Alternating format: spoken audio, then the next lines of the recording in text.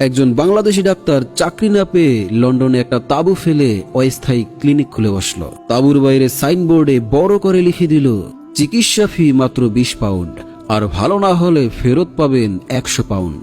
Signboard দেখে এক চালাক ব্রিটিশ উকিল ভাবলো, বাহ, এ তো 100 পাউন্ড লুট করার দারুণ সুযোগ। সে ডাক্তারের কাছে গিয়ে বলল, ডাক্তার সাহেব, আমার জিহ্বায় কোনো স্বাদ পাই না, দেখেন তো কি সমস্যা।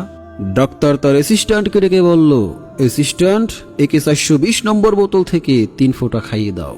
ঔষধ মুখে দিতে উকিল চিৎকার করে বলে উঠল, ধুরো, ফাজলামো করেন নাকি, এটা তো কেরোসিন। ডাক্তার হেসে বলল, গুড, আপনার জিহ্বা কাজ করছে, এবার 20 পাউন্ড দিন। উকিল সাহেব উপায় না পেয়ে চুপচাপ 20 পাউন্ড দিয়ে চলে গেল।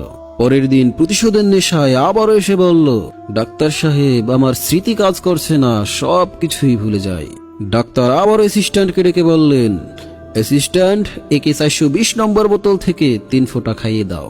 আবার ঔষধ মুখে দিতে উকিল লাফিয়ে উঠে বলল, ধুর মিয়া, আবারও ফাজলামো শুরু করলেন নাকি, এ তো সেই কেরোসিন কালকেই খাওয়ালেন যেটা। ডাক্তার বলল, বাহ, আপনার স্মৃতি ফিরে এসেছে, এবার 20 পাউন্ড দিন। উকিল সাহেব আবারও কোনো উপায় না পেয়ে চুপচাপ 20 পাউন্ড দিয়ে চলে গেল। পরপর দুইবার বুদ্ধিতে হেরে গিয়ে উকিলের রাতের ঘুম উড়ে গেল। সে সারা রাত বসে পরিকল্পনা করে পরের দিন চোখে কালো চশমা, হাতে সাদা ছড়ি নিয়ে আবারও গিয়ে বলল, ডাক্তার সাহেব, আমি কিছুই দেখতে পাচ্ছি না, আমার চোখ ভালো করে দিন। ডাক্তার গম্ভীর হয়ে বলল, দুঃখিত স্যার, চোখের চিকিৎসা আমার আওতার বাইরে। এই নিন 100 পাউন্ড। এই কথা বলে ডাক্তার একটা নোট বাড়িয়ে দিলেন। নোট হাতে নিয়ে উকিল চিৎকার করে বলল, আরে, এটা তো 5 পাউন্ডের নোট।